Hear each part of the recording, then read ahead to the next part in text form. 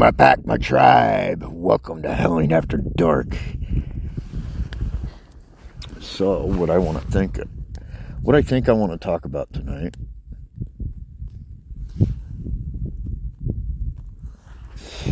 is I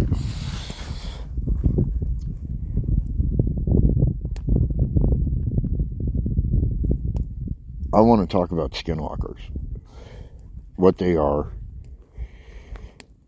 and my experiences with them. I know I've talked about this recently, but I think I know where they're coming from in my case.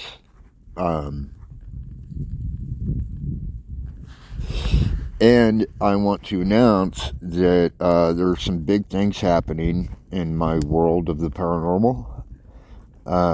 We're very close to getting together a team out here in New Mexico.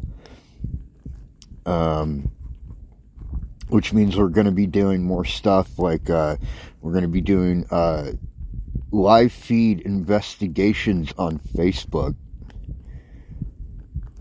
for starters.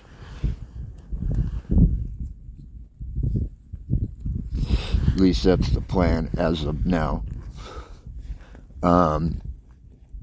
As well as live audible investigations on this program. So let me tell the story first. There's this abandoned building. Are they coming over here? Maybe. I don't think so. Yeah, but I hardly ever see them out this late. Sorry, I just saw one of my neighbor's trucks going by.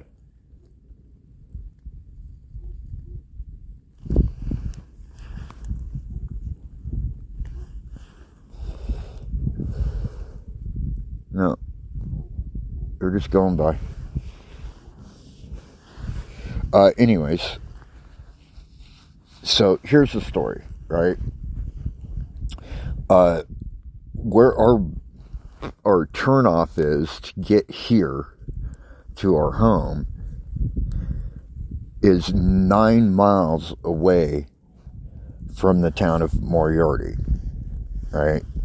So you walk straight down Abraham's Road. That's the main road that leads to here. And at the very end of it is my work, the Pilot Flying J. Okay?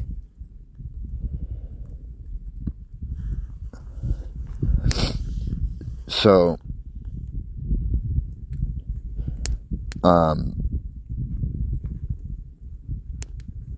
it's probably a month ago now.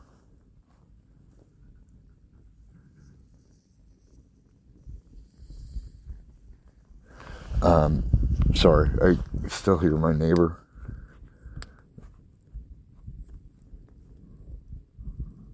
I don't see him though. He's going down the road. Anyways, so I had to walk home that night because I didn't have a ride, and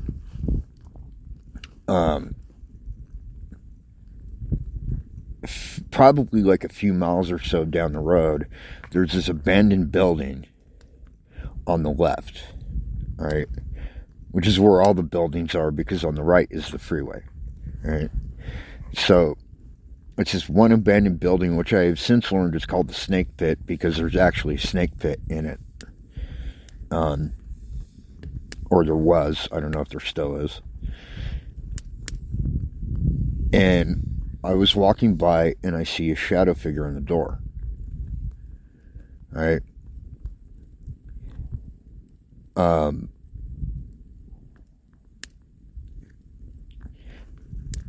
And I didn't say anything to it. I didn't go near it. I was actually on the other side of the road, which I'm wanting to do.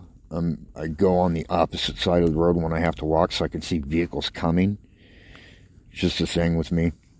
Anyways, I was on the other side of the road and I just walked by, but like the feeling I got from it was like not good, right? It was like, Hostile? yeah. And I just kept going, but that feeling that I was being followed lasted the entire way home, right? But before I got home, probably another 3 or 4 miles up, there's this place called the Turf Grass Ranch. And on Abraham's Road at night, it is the only spot that has a streetlight. And I'm just about to step into that circle of light emanating from that streetlight when a shadow crossed right in front of me. Now, the shadow was big. It was at least people-sized, but it was on all fours.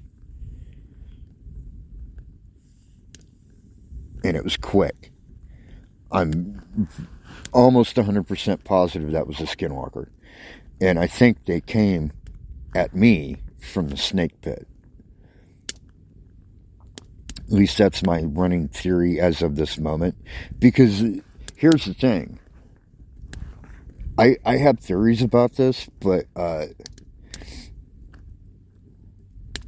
lore is that these things are created by evil medicine men from mostly from the Navajo Nation that had put this curse together to get revenge on the white people. Right? That's the running theory. And I think there is probably some truth to that. I think they're created, they're not like a normal kind of spirit or anything. And I think that they will do their quote-unquote master's bidding. But if that master were to die or something else happens where it gets released from its duties, they just kind of free roam. They don't really go anywhere. It's not like they dissipate back to wherever they came from. They're still doing the same things they did, only now they're free to make their own choices. And I think that's what's going on with these skinwalkers stalking me, because I'm kind of the exact opposite of what they are.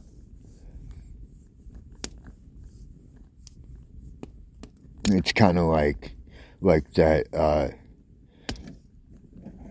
that native saying about each one of us has 2 wolves. One is love, kindness, generosity, graciousness. And the other is anger, hate, wrath, and greed, jealousy. Which one wins? The one you feed the most?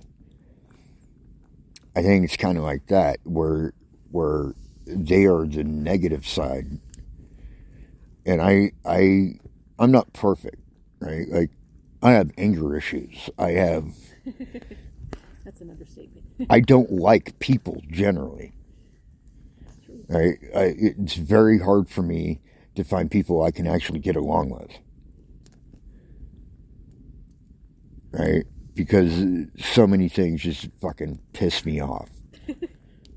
Right? So, like I'm saying, I'm not perfect, but generally speaking, I'm a good person. I'm the good side of that. I try to be generous and kind and gracious. Even when I don't like people, most of the time. I try and give everybody a chance, even though I may not necessarily like them in that moment.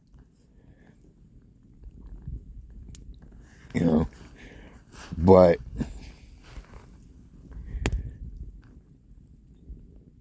it's just that in my experience, they inevitably, fuck things up, and it's just how it goes. But I'm never going to stop being me. Shouldn't. Right. So we're kind of opposites in that sense. And I think we're also opposites in the sense that I've had good experiences with the Dogman. And I think the dog man is actually the exact opposite of skinwalkers. I think they were created too, but for the opposite reason. I think they're guardians. And people that have had negative experiences with dogmen were probably doing things that they didn't like.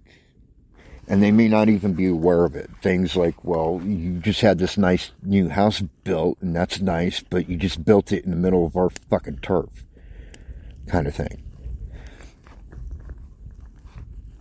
You know, you had to desecrate the land to build this thing. That sort of thing.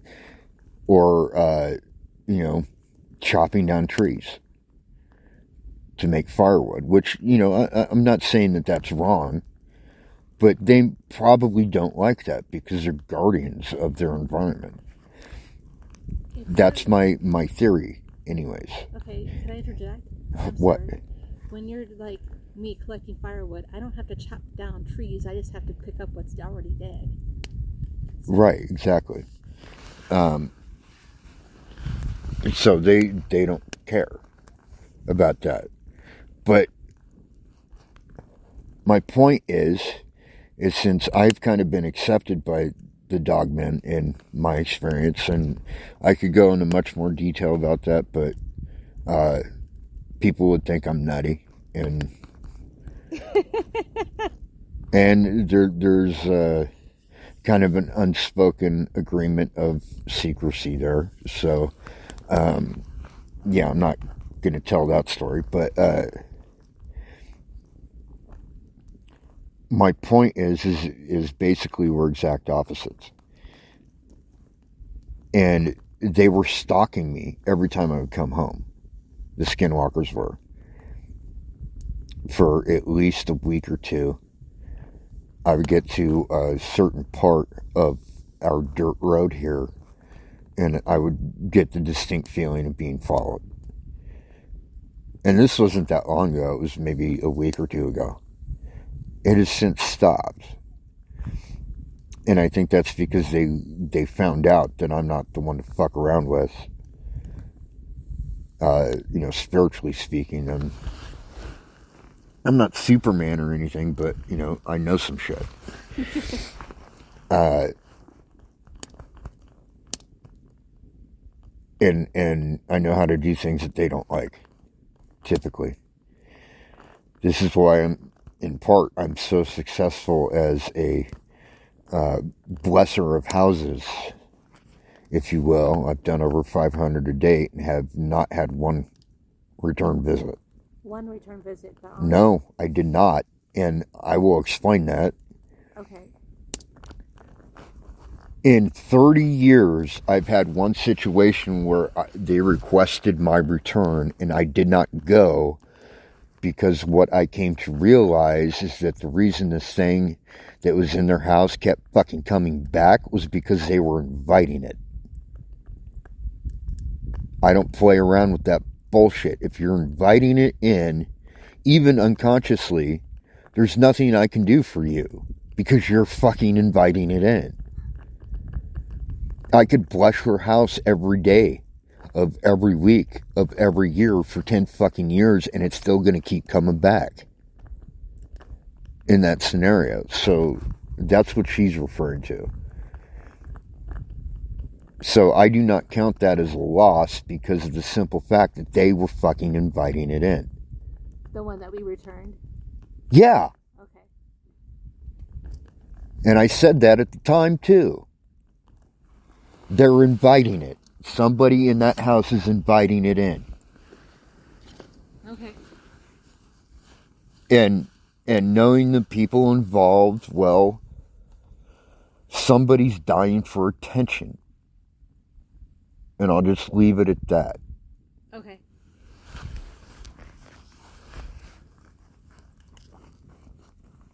Not saying that, you know, they're right or wrong, because I would never do that about a client, but even unknowingly, if you're inviting it in, sorry, there's nothing I can do for you. It's out of my hands because you're inviting it in. I could do everything perfectly and it's still going to come back. Yeah, because... Which I did, yeah. By the way. We did. I remember that. I used the same blessing that I use every single time. I use sage the same way I use it every single time, and we salted all the windows and all the doors into this place. I threw up a damn except for, let me finish, Sorry. Except for one, which is where I pushed it out.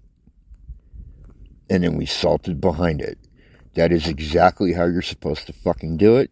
It's exactly the same way I've done it for 500 fucking times.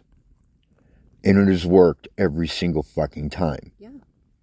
So basically, if I were to take this as a loss, right, that means that I have had a success rate of 499 times out of 500.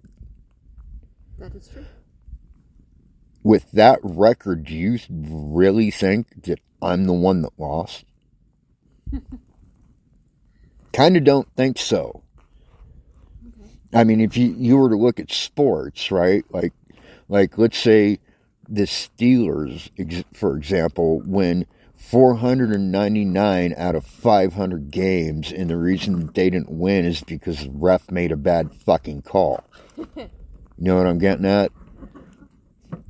Same kind of fucking thing. Like, I can't be held responsible for the failings of other fucking people. That is also true. If you really wanted to get rid of this shit, it would be gone. But the fact that it keeps coming back fucking tells me that you want it to come back so that you get your attention.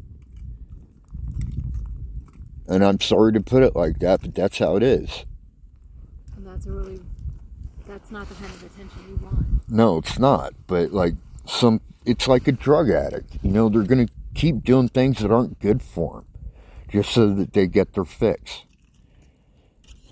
And I'm sorry, but I can't waste my fucking time with that situation because it's not going to do me any good. It's not going to do them any good. No. And if I were to go back, I would just be enabling the situation. True.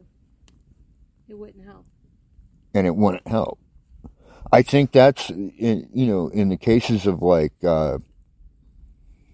was her name? Annalise, whatever, the real life Emily Rose, like Exorcism of Emily Rose. I think that's why it didn't work with her. It's because whether she realized it or not, she was inviting these things in. That's just my personal opinion. I don't know if that's true or not, but it's just, I've listened to stories about that case. I've actually listened to the actual audio that was taken during the exorcism where she's speaking in the different voices. Yeah. And that was my take, is that she was hungry for attention. Because, look, I'm not saying anything bad about anybody's religion or religious experience. If you can find the face of God in anything, then good for you. Okay. I don't take away from that. The only thing I ask is don't preach to me. Because I have my own beliefs, just like you have your own beliefs, and that doesn't make either one of us a bad person. No, we just have different ideas. It's just, right, exactly, it's just different ideas. So, but I do think that in that particular case, that that's why it didn't work, is because she was brought up in a very conservative religious family, and the only attention she got out of that family was in the context of their religion. Okay? It was never, oh, well, you're a good girl because you accomplished this or that. It was, you're a good girl because you went to church today. That kind of thing. right? Her personal accomplishments were never like highlighted or celebrated in that family. You know, only the accomplishments that she achieved through their religion. And I'm not saying that the religion is wrong or that they're wrong for believing, once again, but that is bullshit. Yeah. You know, you should celebrate all the good things, regardless of where it comes from. Yeah, because then it's like saying, well, unless... Only the religion matters. Yeah. See, this is the same problem with fucking Scientology, but that's a topic for another show. Okay. You know, because the only thing that matters in Scientology is Scientology, and that's a bad thing, okay? But they're not the only religion that fucking does that. No, 85% of your religious... Most organized religions have some aspect of that. And I can't believe I'm about to fucking say this. One of the ones that doesn't enforce that kind of fucking thing, generally, believe it or not, as far as organized religions goes, is Catholics.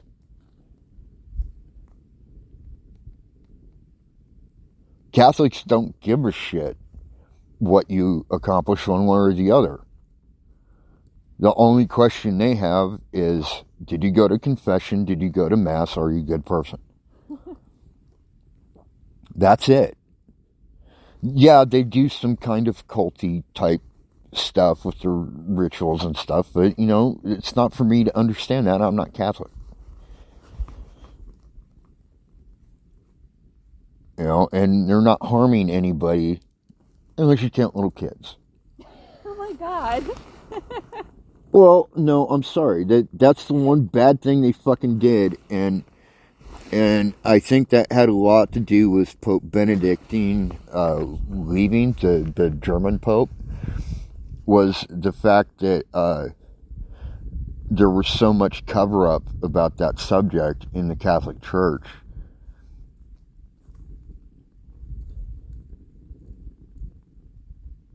Okay. You know, that would be the one massive, big, bad thing that they've done. But that's more about the administration, the leadership of the church rather than the church itself.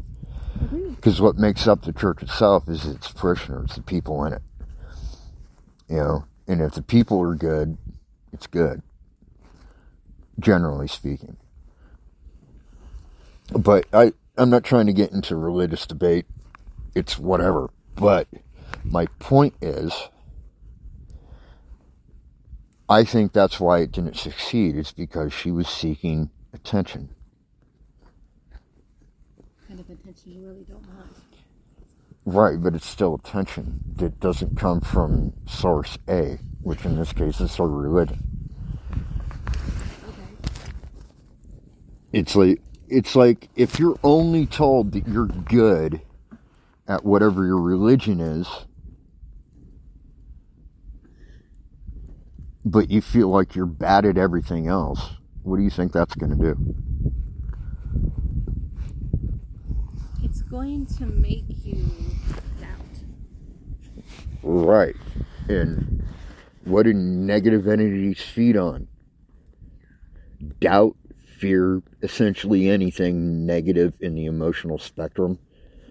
True. So, I mean, basically, she made herself a fucking buffet for demons. Yeah, there's that too. And, you know, it doesn't mean that she was a bad person or anything. That was just the circumstances.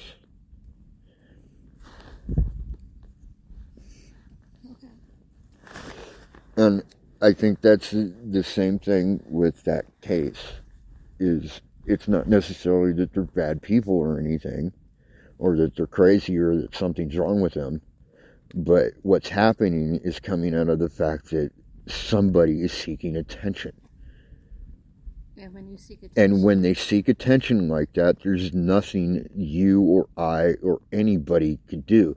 You could bring in the most successful Catholic exorcist into that fucking house, and they would have exactly the same problem. Gotcha.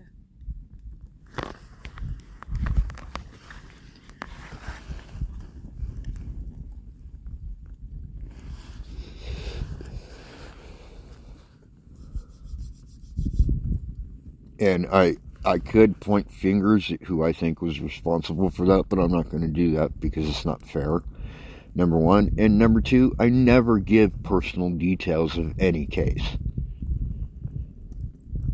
when it comes to residentials. Like if I'm out at like the, Mansfield Fire Museum or something, I give details about that all day long because it's not personal.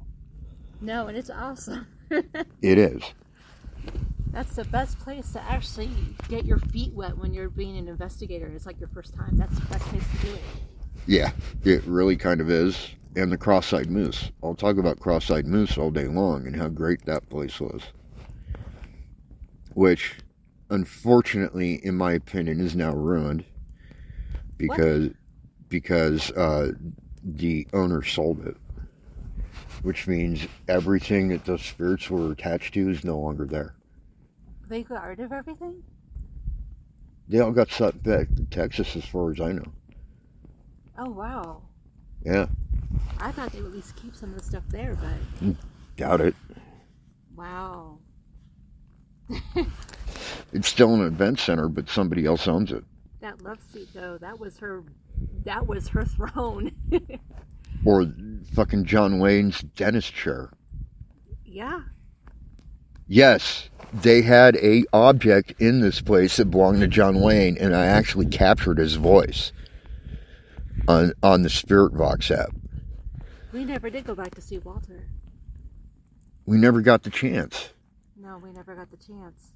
The one time we got back there, it was locked. It was locked, and we couldn't get in.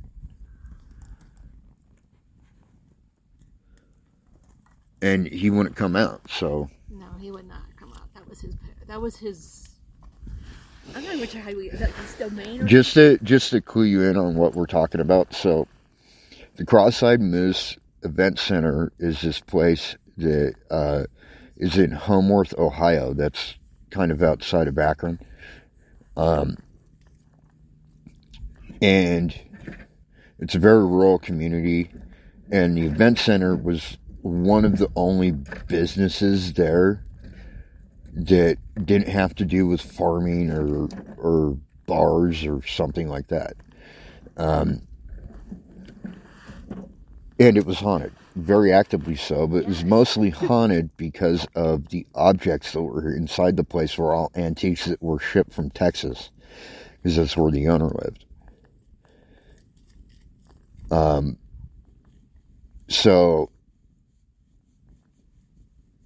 Walter was this guy that inhabited this one room. It was actually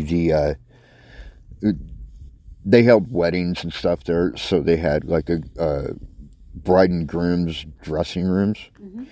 And in the groom's dressing room, that's where Walter hung out. And we call him Walter because he's a crotchety old fuck. Kind of like, Jeff Dunham's Walter. It's basically what he's like.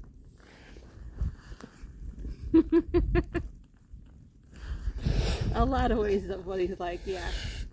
So, we don't even know if that was his real name or not. Well, we never got to investigate that far there, unfortunately, but that place was off the hook. Tell you a little story about it real quick. So we were doing an investigation there, and when we would investigate there, we could stay there overnight because they had bride and groom suites that if they weren't being used, which when we would investigate definitely weren't being used, we could stay in. And so we would. So we did this investigation one night, and it was probably around 2, 3 a.m. And during this particular investigation, we didn't go in to talk to Walter. And I think it pissed him off that we didn't come say hi. And I had forgotten something in the main part of the building, which is where the old chapel was. And I went back in to get it. And as I was coming back out, there's this door that goes into where the chapel was, and then there's an exit door to your left. All right? So I go through the inner chapel door, and I closed it. Like, when I close doors during an investigation, I'm really good about it, because I will actually pull on it or push on it, whatever, until I hear the click of the lock engaging. All right? And I did that. And I was just reaching for the outer door, the exit door, and the door opened fucking behind me. And I could feel Walter right on my neck. As if to say, you fucked up, buddy. You didn't come see me. Right. And so, that's Walter. But yeah, we like in Ohio alone, was some of the most active haunts I've ever seen until I got here. This place is a whole nother level. And not all of it's good, not all of it's bad. But, yeah, we're really close to forming a team out here, I think. I know Jason is interested.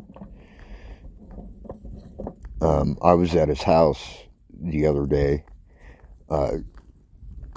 just to hang out for a little bit, and we watched some of my forgotten ghost towns videos on his big screen TV and stuff, and that was cool. But we were just hanging out, watching videos and stuff, and there were spirits present. I could see them. Were you able to do an EVP session? No, but I did kind of show him how the SV1 app works. Okay. He's very interested in being a cameraman because he kind of sees them like I do. Not to the extent I do necessarily, but good enough. Okay.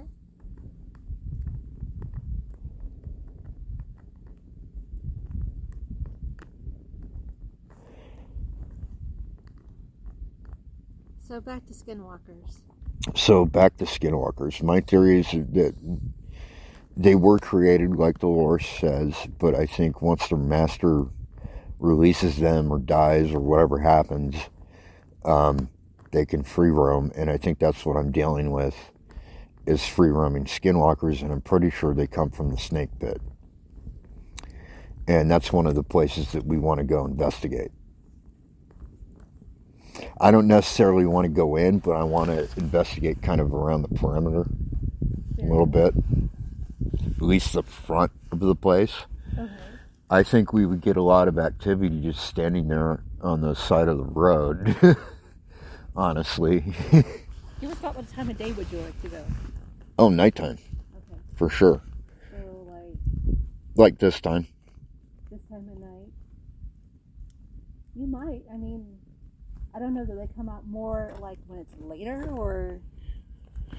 Well, they're not necessarily rolled by the time of day, but you will mostly see them at night.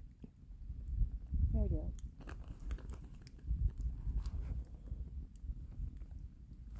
Now, they're not going to, as skinwalkers are more of like a shadow-based sort of thing? Kind of. Okay, so you're not going to actually... They're shapeshifters that were created by evil medicine men. All right, but you're not actually going to, like, see them. You can see them.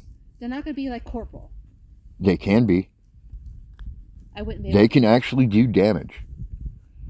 Okay. there's been cases where now I don't know if they're true or not, but there has been reports of skinwalkers actually killing people. Do you think that might be something to be aware of? Well, it's always something to have in your mind, but it doesn't necessarily mean that they're true. Okay. But it doesn't mean that they're not. So just the possibility of that being the case. Okay.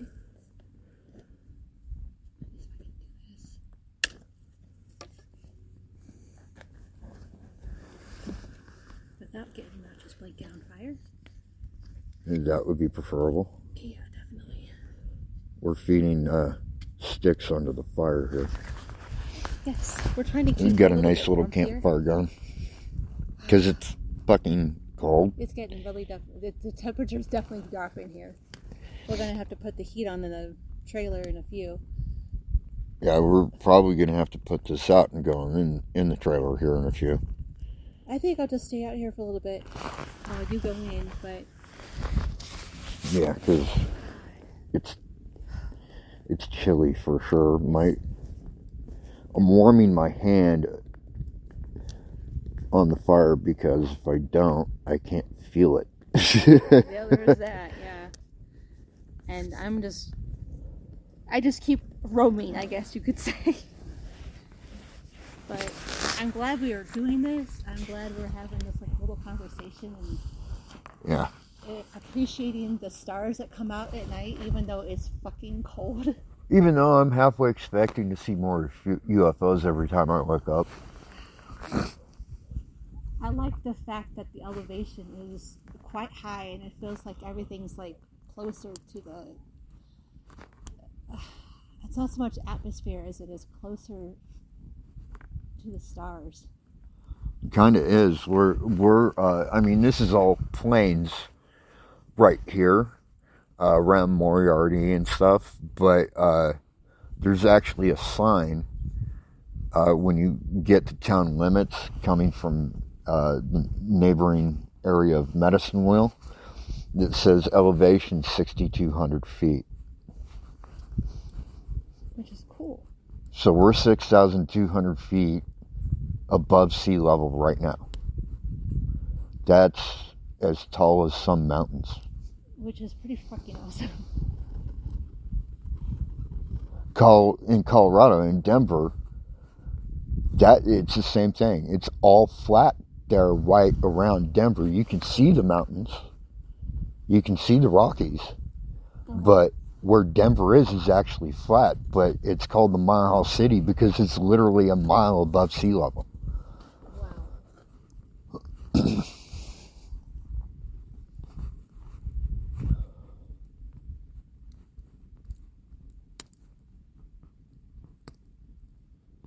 And we're actually higher elevation here than Albuquerque, I believe. That also makes sense. But anyhow, that's it. My pack, my tribe. Until next time, peace out.